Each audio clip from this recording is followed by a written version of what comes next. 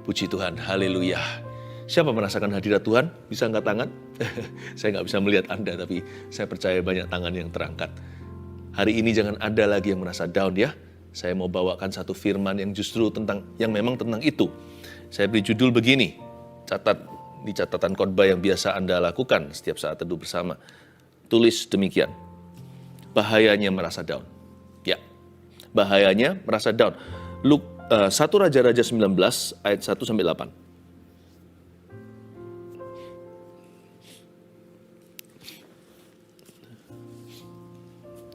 Mari kita buat satu komitmen dulu, ngomong di depan. Jangan manjakan perasaan down ya, karena itu bahaya. Tetapi biasakan diri dengan iman. Jadi biasakan untuk kita beriman pada Tuhan. Segala sesuatu yang menarik kita ke bawah itu seperti pir saja untuk membawa kita semakin melompat ke atas. Do not entertain discouragement. Jangan kita itu berlama-lama dengan perasaan putus asa, patah semangat, ngerasa tidak berpengharapan, rasanya tidak punya nyali. Kayaknya mau lari. Kalau bisa ya kepala dimasukkan ke dalam tanah seperti burung unta yang suka masukkan kepala di situ dan dia merasa bahwa semua bahaya sudah berlalu. Kayaknya sekelilingnya tidak ada. Jangan lari dari kenyataan dan keadaan, jangan lama-lama di sana. Nanti bisa-bisa masuk ke lubang setan. Biasakan dengan iman. 1 Raja-Raja 19 ayat 1, Elia ke Gunung Horeb. Saya bacakan ayat 1. Ketika Ahab memberitahukan kepada Isabel segala yang dilakukan Elia dan perihal Elia membunuh semua nabi itu dengan pedang. Maka Isabel menyuruh seorang suruhan mengatakan kepada Elia, beginilah kiranya para Allah menghukum aku, bahkan lebih lagi daripada itu, jika besok kira-kira pada waktu ini, aku tidak membuat nyawamu sama seperti nyawa salah seorang dari mereka itu.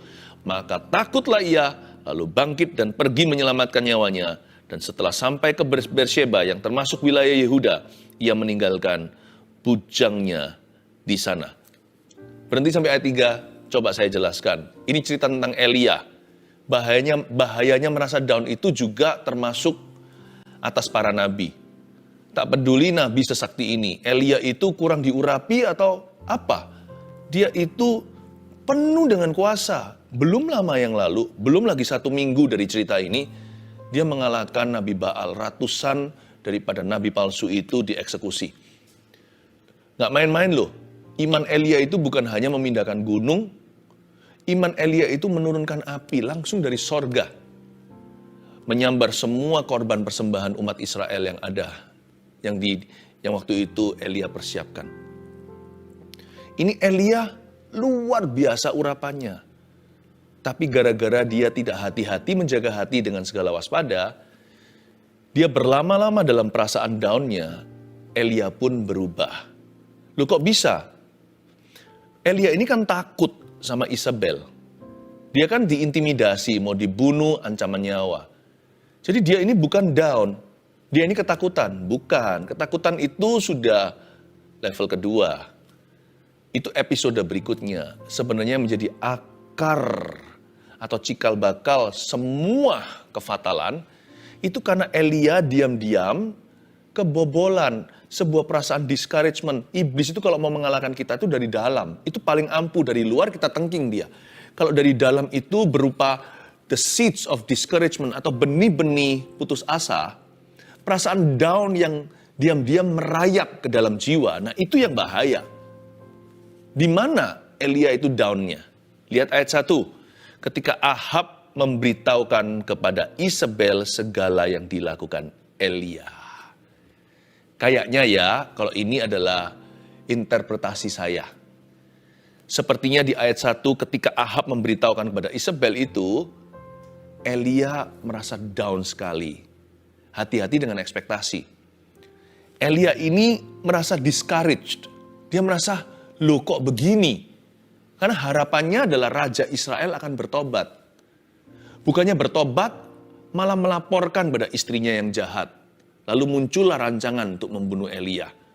Elia itu down bukan karena ketakutan. Dia down itu karena tidak kesampaian.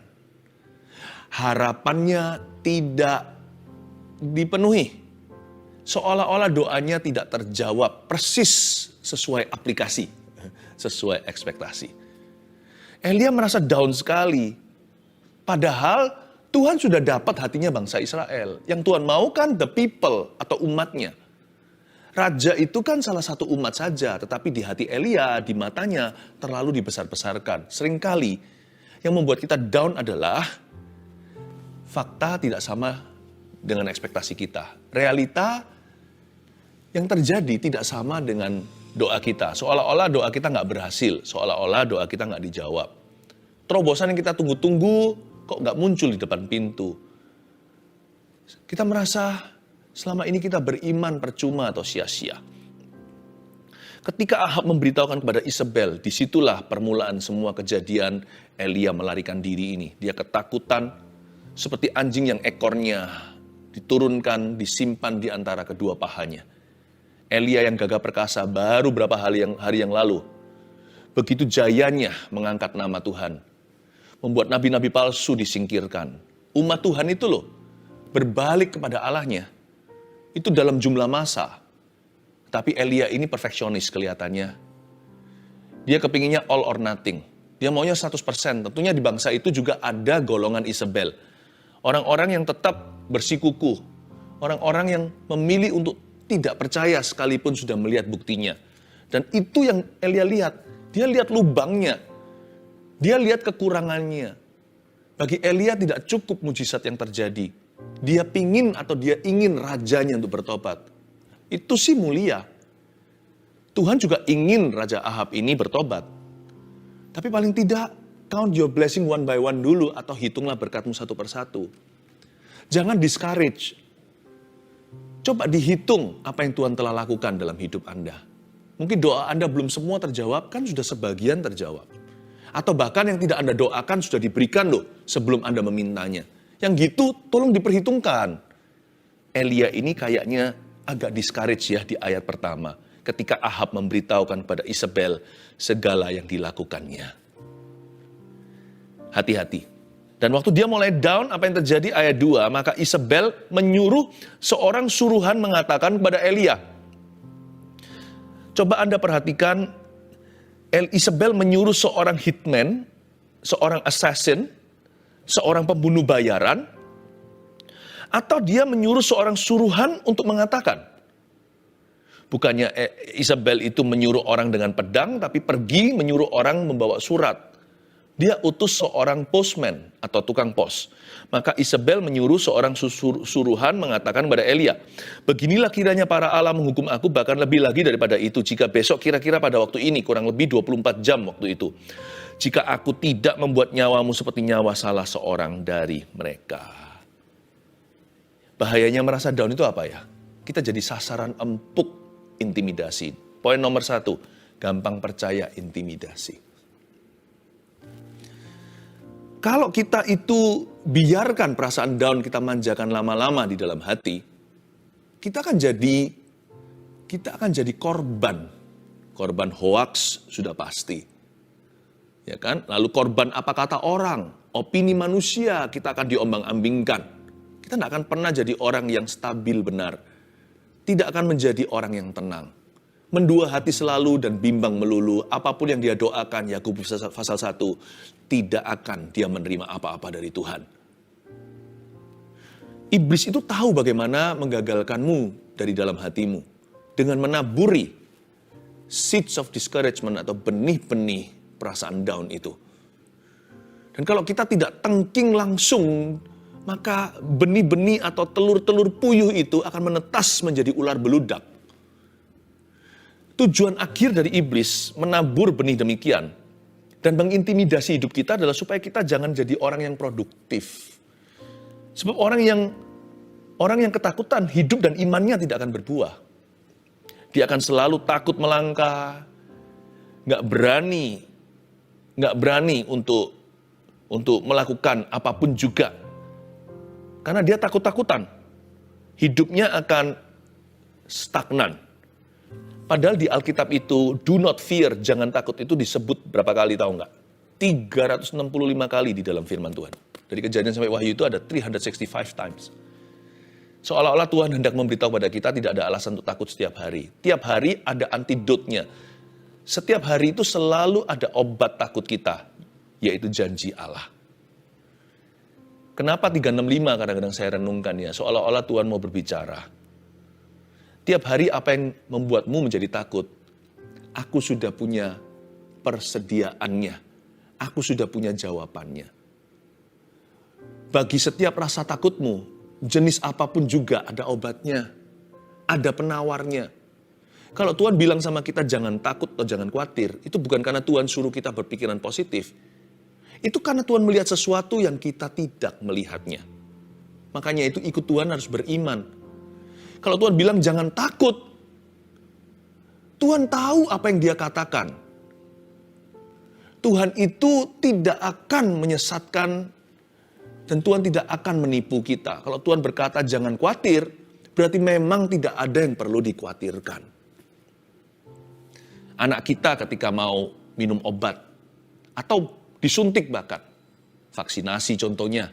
Dari bayi kan ada aja tuh hepatitis A, hepatitis B, ada tetesan polio. Kalau tetesan masih lumayan, tapi kalau suntikan itu yang menakutkan. Kalau papa bilang, nak jangan takut, ini untuk kebaikanmu. Anak itu belum bisa memahami apa itu vaksinasi. Tapi kan dia kata anak itu punya hubungan aman dengan ayahnya. Meskipun nangis meronta, dia tetap akan lakukan. Apalagi anak yang sudah disapih. Artinya bukan anak yang menyusu lagi. Dia sudah mulai mengerti apa yang baik dan apa yang jahat, apa yang benar dan apa yang salah. Dia mulai paham papanya. Anak itu sekalipun dia ketakutan, karena imannya kepada ayahnya lebih besar, rasa takut tidak akan mendiktenya. Dia tahu bahwa aku nggak ngerti sekarang, aku masih terlalu kecil, tapi kalau papa bilang oke, ya berarti oke. Tuhan itu nggak pernah memberi kita harapan palsu. Tuhan itu bukan PHP. Kalau Tuhan bilang oke, itu berarti oke. Jadi nggak pernah kebetulan. Setiap hari itu ada satu do not fear. Janganlah kamu takut, hai anakku. Berarti untuk setiap jenis rasa takut kita, baik itu ekonomi, kesehatan, masa depan, segala sesuatu, hubungan, rumah tangga, problema, bahkan yang paling ujung situ, maut pun sudah dikalahkan. Nggak usah takut mati bahkan. Kalau Tuhan bilang janganlah kamu takut, berarti memang nggak ada yang perlu ditakuti lagi, karena Yesus beserta kita. Tapi orang yang down, otomatis buta. Tak terkecuali orang sesakti Elia.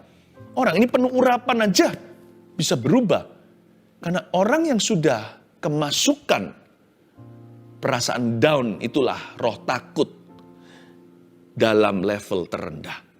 Kalau itu sudah masuk, setan sudah masuk kakinya, telapaknya saja, bentar lagi seluruh badan. Anda akan kaget loh. Hanya dengan down sementara tapi tidak dijaga, berakhir suicidal, berakhir ingin bunuh diri. Elia loh ya. Ini bicara soal pendeta, hamba Tuhan, pastor zaman itu. Seorang setara nabi dan rasul yang luar biasa. Orang selevel Musa. Bahkan waktu nanti ditransfigurasi ketemu Yesus. Pada waktu Yesus belum ke Getsemani. Berapa minggu lagi Yesus akan mati. Yesus ditemani dengan dua orang terbesar di perjanjian lama. Itu semua lewat seleksi sorga. Musa dan Elia. Orang selevel Wahid, selevel gini. Orang sekelas Kakab seperti ini imannya aja bisa lemah lunglai kok. Karena itu jangan manjakan perasaan down di hatimu. Itu bahaya loh. Karena siapa yang down, dia akan jadi sasaran empuk iblis. Sebab orang yang perasaan down-nya tidak diaudit sama Tuhan, perasaan down-nya tidak segera dikuasai dan dikalahkan, orang itu akan gampang percaya intimidasi. Kok bisa ini intimidasi saya saja? Buktinya di ayat 2. Isabel ini tidak menyuruh hitman, assassin, atau pembunuh bayaran. Dia kirim tukang pos aja, Elia ngeri dan lari. Kalau memang si Isabel bisa bunuh Elia, kan sudah dari sono-sononya dibunuh. Kalau Isabel memang diberikan sama Tuhan hak untuk bisa jamah nyawa nabi pilihannya, niscaya bahasa Alkitab, tentulah dia sudah kirim penembak jitu Dia sudah kirim seseorang dengan pisau, pedang, dan parang. Isabel itu yang dikuasai seluruh roh jahat tidak berdaya di depan Elia. Siapa takut siapa? Ini yang saya sebut gampang percaya intimidasi. Sedikit selentingan, langsung lemas. Sedikit saja diancam, langsung tumbang. Buktinya dia hanya suruh seorang pesuruh yang membawa surat, bukan prajurit yang membawa pedang, menandakan bahwa intimidasi adalah tipu muslihat yang canggih. Berapa banyak di antara kita stress over nothing? Memang betul hidup kita ada masalah, tetapi stres kita bukan dari masalah hidup kita. Stres kita itu dari kekhawatiran kita. Stres kita itu dari ketakutan kita. Stres kita itu dari pikiran kita yang enggak-enggak. Pikiran kita yang terlalu jauh atau overthinking. Sebenarnya, masalah tidak bisa membuat kita stres. Masalah bisa menghasilkan iman jikalau kita mendengarkan Tuhan. Masalah itu adalah bahan bakar. Masalah itu kayu bakar. Masalah itu peluru untuk keberhasilanmu. Tapi bagi orang yang tidak punya Tuhan atau yang jauh, bagi orang yang tidak mau mendengarkan Tuhan, tapi lebih mendengarkan bisikan setan, lebih mendengarkan suara hatinya sendiri, orang seperti itu akan jatuh karena dia jadi orang yang gampang percaya intimidasi. Dia jadi korban setan. Kasihan, si Elia lari. Ayat 3. Maka takutlah ia lalu bangkit dan pergi menyelamatkan nyawanya. Dan setelah sampai ke Beersheba, yang termasuk wilayah Yehuda, ia meninggalkan bujangnya di sana. Yang kasihan bukan hanya Elia ya, si bujangnya juga ikut jadi korban. Ditinggalkan, itu bayangkan. Itu seperti kalau pergi sama sopir, lalu ke kota tertentu sopirnya suruh turun. Lalu dikasih janji palsu, nanti saya akan kembali 1 jam lagi, saya pergi situ beli buah, lalu nggak kembali sampai berbulan-bulan. Kan kasihan, ini bujangnya ditinggal di sana, tanpa kepastian. Ketika kita down, kita jadi nggak berguna bagi orang lain. Maka takutlah ia, ayat 3. Dia jadi takut. Ironis ya, kalimat ini nggak cocok deh buat Elia, maka takutlah ia. Sama dengan bagi Musa, maka marahlah ia itu nggak cocok sama sekali, karena Musa disebut sebagai orang yang paling lemah lembut dan rendah hati. Ya, sama seperti Abraham, kata maka ia tidak percaya. Itu sama sekali bukan dia. Karena Abraham itu bapak orang beriman. Atau Ayub, maka kurang sabarlah dirinya. Ayub itu panjang sabar, dicobai dengan berbagai macam musibah. Tapi ketika orang itu down, nomor 2, berubah drastis sifatnya. Nah, ini yang harus kita waspadai. Tokoh-tokoh yang saya sebut tadi itu, saya jadikan contoh di samping Elia. Elia yang notabene super berani, jadi pecundang atau pengecutlah dia. Ketika orang down, sifatnya berubah 360 derajat, bukan 180. Kalau kita jalan begini, lalu akhirnya kita berubah arah, itu namanya 180 derajat. Jadi, itu yang patut dirayakan. Itu perubahan total. Itu transformasi namanya. Ya kan? Dulunya ke situ, sekarang ke sana. Itu 180. Jadi kalau 360 itu balik lagi, balik kucing. Nah, Elia itu yang super berani. Kita nggak punya sejarah, Alkitab tidak mencatatnya. Orang ini dulu sebelum jadi nabi, dia siapa, dia apa. Karena itu saya harus pakai contoh lain. Tapi melihat track record pelayanannya, konfrontasinya itu loh dengan Ahab, Baal, segala. Kayaknya kalau bicara soal berani, yang mendekati singa dari Yehuda, ya Elia, orang Tisbe ini. Kok bisa ya kalimat ini akhirnya jadi gelarnya? Di ayat 3, maka takutlah ia. It's so not him. Sangat-sangat bukan dia. Lihat apa yang terjadi waktu Abraham down. Tidak kunjung dapat anak. Udah hampir 100 usianya. Maka tidak percayalah Abraham dan mengawini Hagar. Keluarlah keturunan yang Tuhan tidak perintahkan. Nggak cocok ya? Justru pada kelebihannya, di situ setan tangkap dia. Abraham terkenal sebagai bapak iman, justru dia jatuh karena tidak percaya. Musa. Coba Musa. Musa itu gimana? Musa itu paling lembut kan?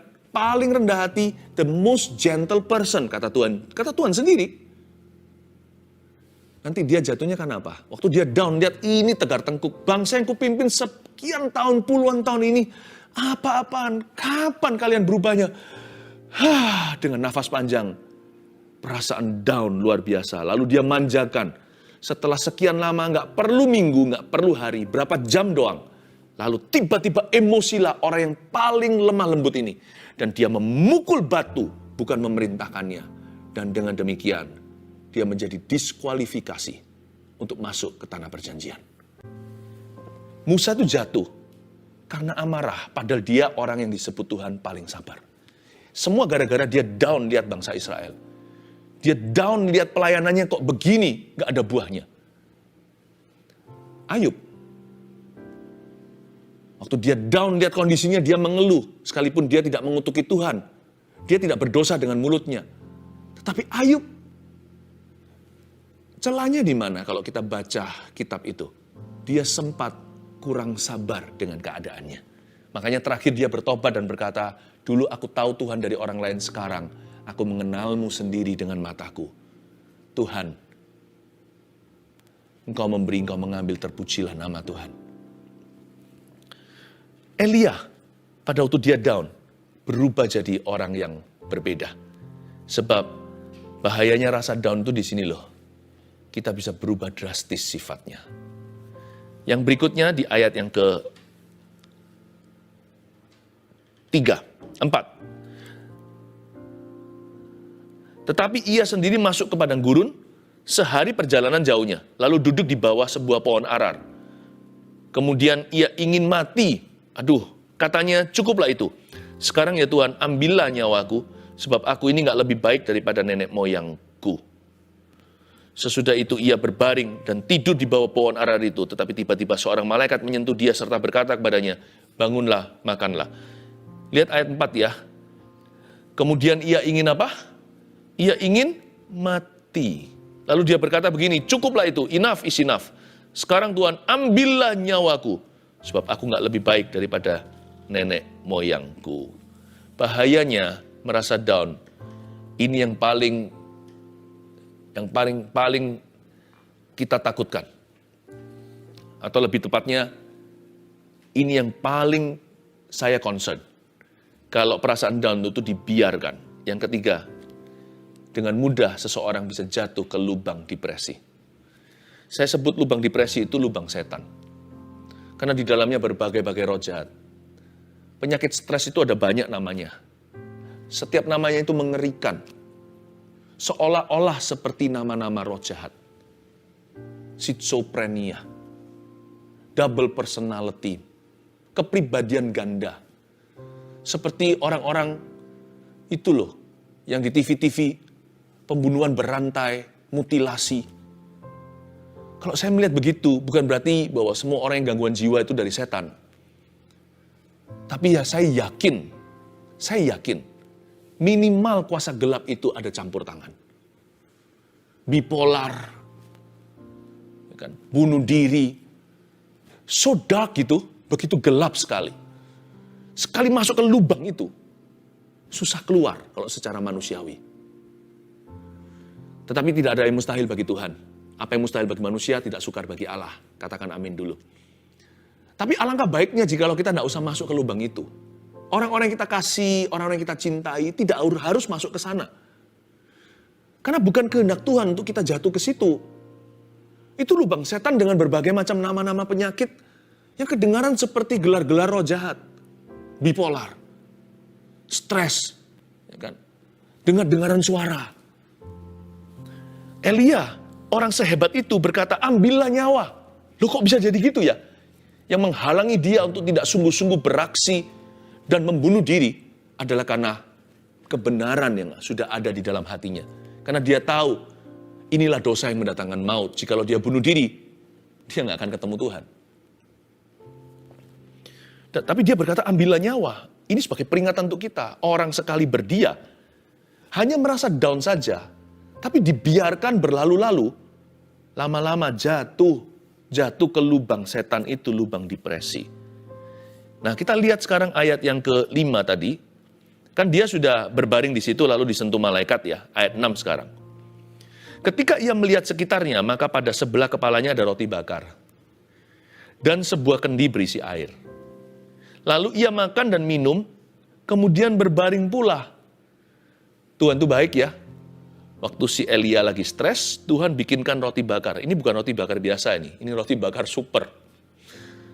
Ini roti bakar super pakai telur sorga. Kok bisa? Nanti saya kasih bocoran dulu. Gara-gara makanan ini dia lari 40 hari. 40 hari 40 malam. Ini maraton siapapun gak bisa menang sama orang ini. Non-stop lagi.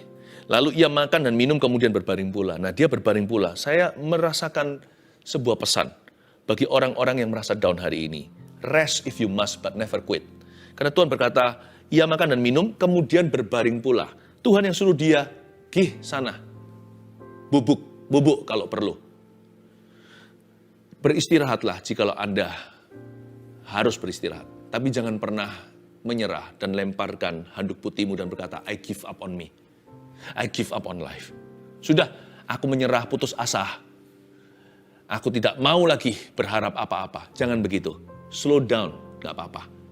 Kalau perlu kita agak lamban. Bukan agak lamban, sangat lamban. Jikalau diperlukan. Rest if you must, beristirahatlah. Tapi jangan pernah putus asa. Tetapi malaikat Tuhan datang untuk kedua kalinya ayat 7 dan menyentuh dia serta berkata.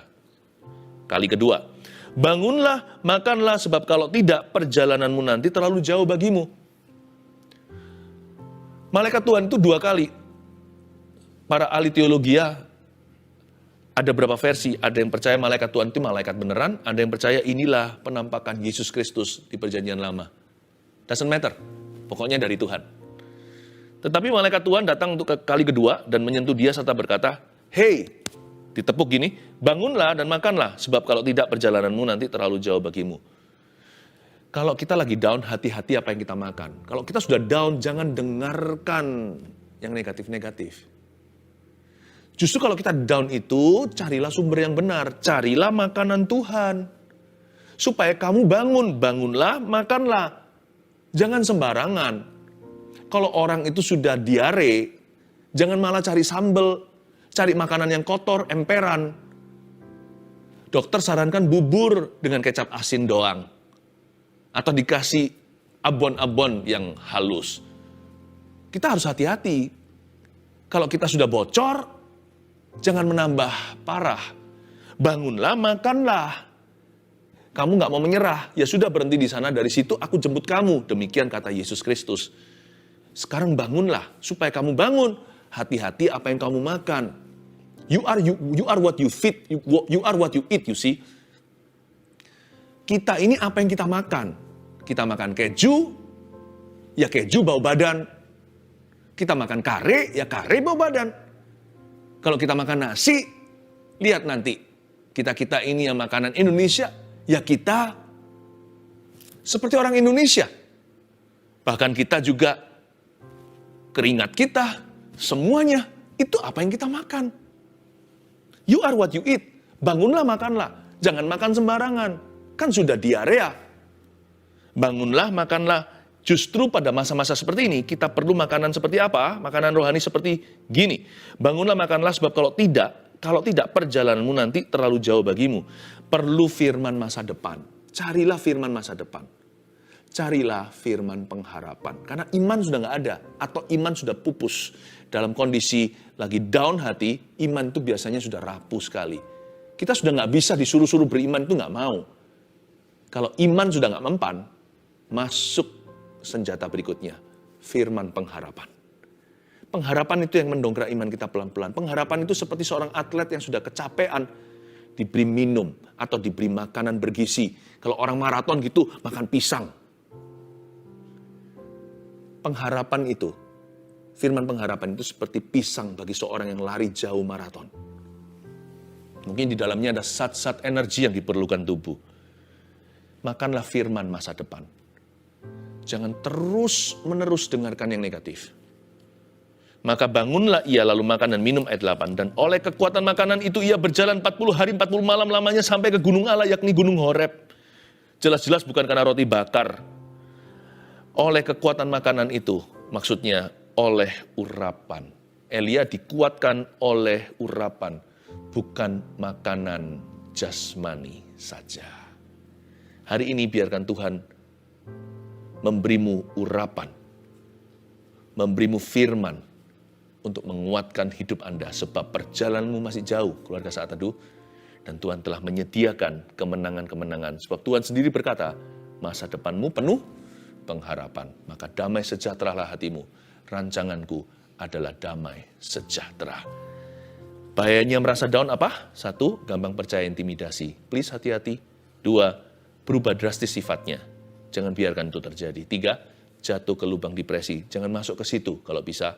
Kalau sudah masuk ke dalam, saya percaya mujizat akan Tuhan berikan. Anda akan keluar dari kegelapan, kembali kepada terang firman Tuhan yang memberi pengharapan dalam jiwa. Haleluya. Terima kasih Tuhan.